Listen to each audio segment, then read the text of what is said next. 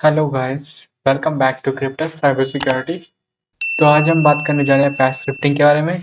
और ये एक सीरीज होने वाली है बैश स्क्रिप्टिंग की, जिसमें हम बैश स्क्रिप्टिंग के बारे में ढंग से पढ़ेंगे कि ऑपरेटर्स वगैरह क्या होते हैं, उसमें वेरिएबल्स कैसे हम इनिशियलाइज करते हैं। ठीक है, तो चलिए स्टार्ट करते हैं। अब बैश जो है उसको हम बॉर्न अगेन शेल भी बोलते हैं, या फिर ये कह सकते हैं कि उसकी फुल फॉर्म है। ठीक है, अब एक कमांड प्रोसेसर होता है जो कि टाइपिकली रन करता है आपका CLI में, जिसको हम कमांड लाइन इंटरफेस बोलते हैं फुल फॉर्म वाले उसमें। और वैसे नॉर्मल में लैंग्वेज में हम उसे टर्मिनल भी बोलते हैं। ठीक है, क्या आपको पता होगा कि लिनक्स का टर्मिनल आपने सुना होगा। और ये काफ़ी यूजफुल लैंग्वेज होती है अगर आपको कोई टास्क ऑटोमेट करना हो या फिर कोई सिस्टम में मैनेज वगैरह करना हो। ठीक है, अब इसको रन करने के लिए आपको क्या चाहिए होता है, बस टर्मिनल। ठीक है, और इसमें एनवायरनमेंट सेटअप वगैरह के लिए भी आपको कुछ नहीं चाहिए, बस आपको इसकी लिनक्स की बेसिक कमांड्स वगैरह के बारे में पता होना चाहिए।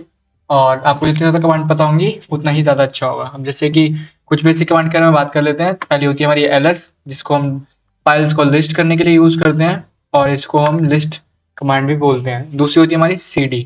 अब जैसे यहाँ पे मेरे पास एक फोल्डर है बैश नाम का, तो मुझे उसमें जाना है तो मैं लिखूंगा यहाँ पे cd बैश। ठीक है, अब इस cd की फुल फॉर्म क्या होती है, c stands for change and d stands for directory. अब डायरेक्टरी हमारी क्या होती है, आप सोच रहे होंगे जैसे विंडोज में हमारे फोल्डर्स होते हैं, लिनक्स में उन फोल्डर्स को ही डायरेक्टरी बोला जाता है, जहाँ पे आप अपनी फाइल वगैरह स्टोर करते हैं। ठीक है, फिर उसके बाद आती है PWD। इसका फुल फॉर्म होती है प्रिंट वर्किंग डायरेक्टरी, और इसका काम भी इसके फॉर्म से मैच करता है कि जिस डायरेक्टरी में भी आप हैं उसे प्रिंट करके देती है। जैसे कि अभी मैं बैश में हूँ, होम काली में हूँ, तो ये मुझे उसकी लोकेशन दे रही है। इसको हम पाथ भी बोलते हैं, लोकेशन नहीं। ठीक है, अब ये तो बात हो गई कि हम इस कुछ बेसिक कमांड्स की। ठीक है, अब हम अपनी खुद की पहली बैश स्क्रिप्ट लिख लेते हैं। उससे पहले हम जान लेते हैं कि कैसे आप एक बैश स्क्रिप्ट को बना सकते हैं। ठीक है, बैश स्क्रिप्ट फाइल को। अब उसके लिए हम एक कमांड का यूज करते हैं कोई फाइल बनाने के लिए। आपको पता होगा कि टच टच कमांड से हम कोई भी फाइल बना सकते हैं, किसी भी फाइल टाइप की। अब जैसे मेरे को वन नाम से एक टेक्स्ट फाइल बनानी है, तो मैंने यहाँ पे 1.txt लिख दिया।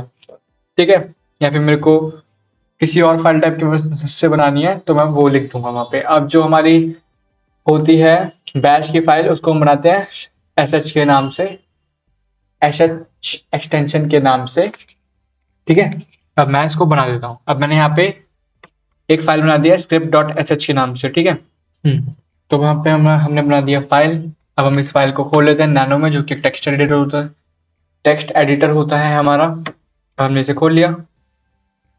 ओप्सी। हम्म तो हम यहाँ पे क्या करेंगे, पहले हम लिखेंगे शिबैंग।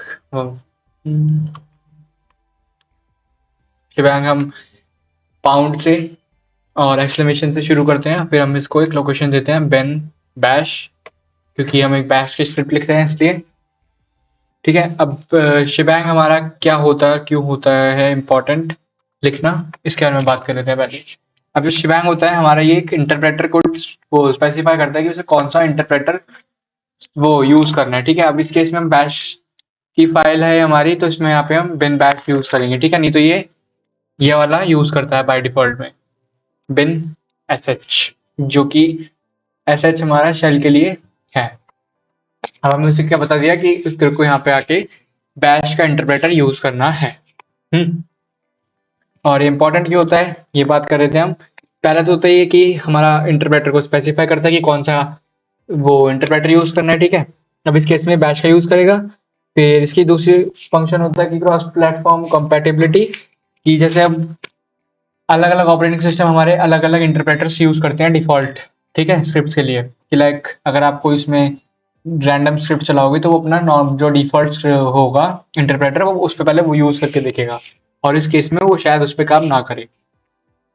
और शिबैंग यूज करने पे क्या होगा कि आप किसी भी उसमें जाके चलाएंगे और उसमें बैश हुई तो वो उसको डिटेक्ट करके बैश को उसको रन कर देगा बैश इंटरप्रेटर की मदद से। ठीक है, तो हम लिख लेते हैं अपना पहली बैश स्क्रिप्ट। तो उसके लिए हम लिखेंगे यहाँ पे echo, जो कि प्रिंट के लिए यूज होती है। और यहाँ पे आप अपने इसकी टर्मिनल की कोई सी भी कमांड यूज कर सकते हैं। ठीक है, जैसे आपका टर्मिनल काम कर रहा होता है वैसे ही ये काम करेगा।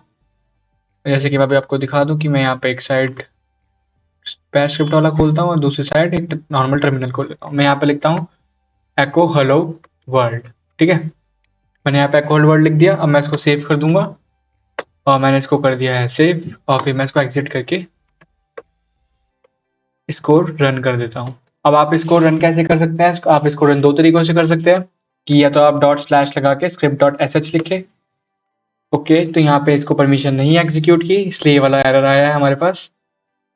अब यहाँ पे हम इसको परमिशन दे देंगे उसकी एग्जीक्यूट की chmod +x से, और फिर फाइल का नाम, क्योंकि उसको बताना पड़ेगा हमें कि कौन सी फाइल को हम एग्जीक्यूट परमिशन देना चाह रहे हैं, इसलिए ठीक है। उसके बाद हम परमिशन दे दिए हैं और यहाँ पे हो गया है ग्रीन, इसका मतलब ये एग्जीक्यूटेबल बन चुकी है। अब इसको एग्जीक्यूट करने के लिए पहला तरीका हमारा हो सकता है कि एक कोड की वजह से छोटी सी दिक्कत आ गई, कोई नहीं, दोबारा से इसको रन कर लेंगे और यहाँ पे हम इसे रन करेंगे तो यहाँ पे हेलो वर्ल्ड आ जाएगा, ठीक है। अब दूसरा तरीका हमारा क्या हो सकता है इसका, कि हम बैश लिख के स्क्रिप्ट डॉट एस एच लिखें। अब इस वाले केस में अगर शिबैंग हम नहीं डालते तो कहीं कहीं पे टर्मिनल्स में आपके वो एरर दे सकता है, ठीक है, क्योंकि वो डिफॉल्ट हमारा यूज कर रहा है इंटरप्रेटर, इस वजह से। और अगर आपको नहीं पता कि अगर आपको नहीं पता कि फाइल कौन से टाइप की है या फिर कौन से में, तो आप इसको यूज कर सकते हैं इस वाले फॉर्मेट को, कि डॉट स्लैश और फिर फाइल का नाम, तो वो अपने आप इंटरप्रेटर जो उसमें शिबैंग उसमें डिफाइंड होगा वो यूज करके रन हो जाएगी। लेकिन अगर आपको पता है या फिर उसमें शिबैंग नहीं है तो आपको इस वाले तरीके से करना चाहिए, ठीक है। और बाकी मेरा प्रेफरेंस ये रहेगा कि आप शिबैंग अपने हर प्रोग्राम में लिखें, क्योंकि वो एक काफ़ी अच्छी प्रैक्टिस होती है। और यही बात मैं अगर echo hello world यहाँ लिखता हूँ तो यहाँ पे भी देखिए सेम आउटपुट आएगा, ठीक है। और अगर आपको मैं दिखाऊं तो अगर मैं इसमें 2-3 कमांड्स और लिख दूं, जैसे मैंने यहाँ पे एंड में लिख दिया pwd और फिर उसके बाद ls, और मैं यहाँ पे एग्जिट कर दूं इसको रन करके, और यहाँ पे देखिए सारी कमांड्स हमारी यहाँ पे रन कर गई है, ठीक है। ये pwd का आउटपुट है और ये हमारा ls का आउटपुट। तो ये थी आज की वीडियोस में इतना ही। Thank you guys for watching.